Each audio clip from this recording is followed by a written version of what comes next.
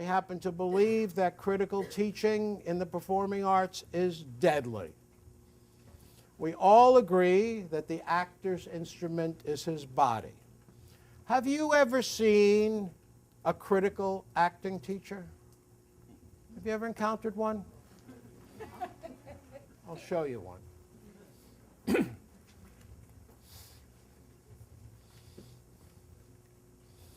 Joe and Mary have just finished their scene.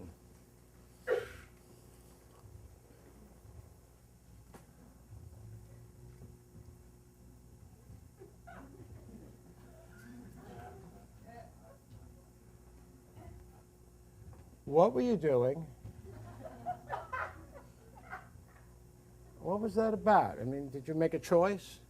You made a choice. What was the choice? I see. Now, was that a choice, or were you making a choice of a problem? A problem. You know what a problem is, right? You want something, you need something. What do you want in the scene? You have to choose the problem. How often do we work on this in class? It's not so difficult. Oh, you did. And what did you want? I see. And what was the obstacle you found to that problem?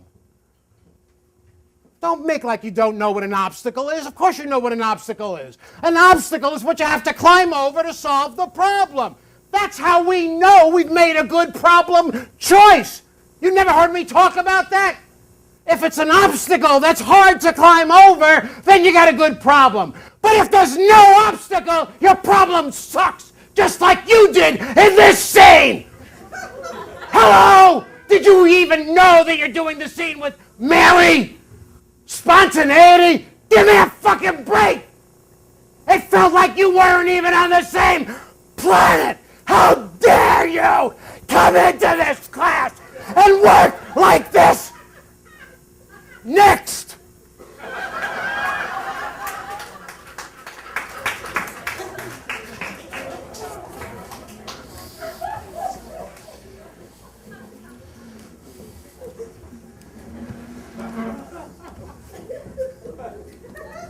Now, I hope that none of you have ever worked with a teacher who operates on the high end of an anger arc like I just did.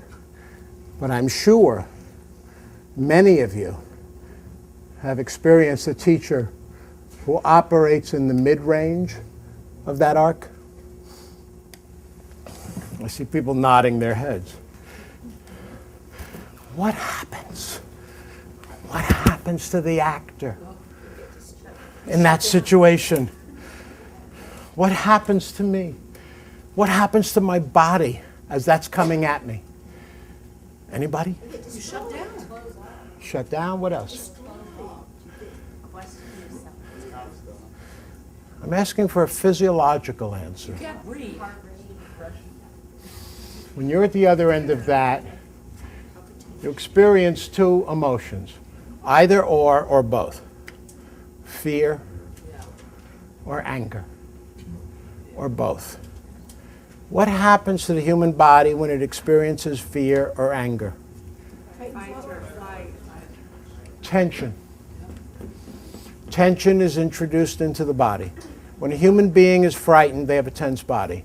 When a human being is angry, they have a tense body. Didn't we all agree that we're taking this goddamn class in order to extend the abilities of our instrument, our body?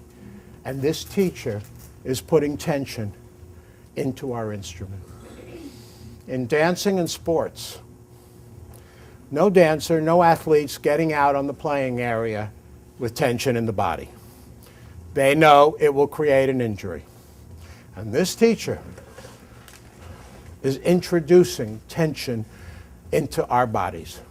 And this is the same Chaim Yankel who starts every class like this. Class, it's very important that we relax. It's crucial to our instruments, so let's all walk in a guided meditation and relax. And then does that. Now, the other side of the coin is just as problematic. Have you ever seen this? Now it's Mary's turn for the critique, right? You saw what I did with Joe, but now it's Mary.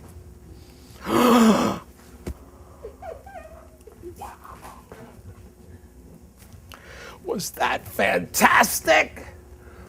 You were so wonderful. You were glowing. And when you dropped the milk and you cried and the tears were coming down, it was wonderful. Just wonderful work, Mary. Isn't she ready for a career? You are so ready. Absolutely ready. What happens to Mary's body? It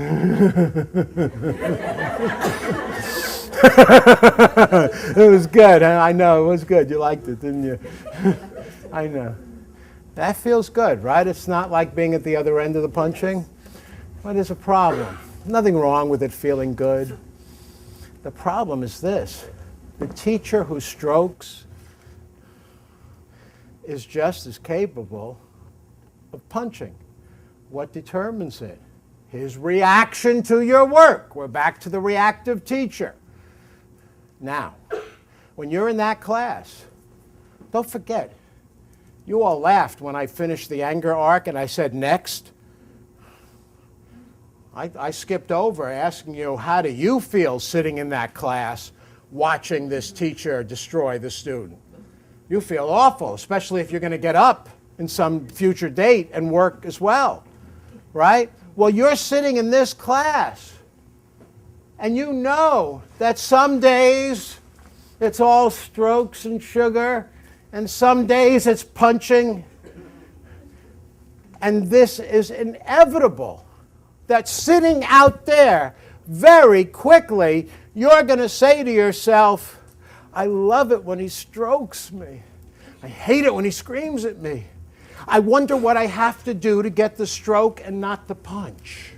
The moment you think that is the end of all potential learning in that class and the beginning of bribery as you enter an approval-disapproval relationship with the teacher, not unsimilar to what you might have with a parent.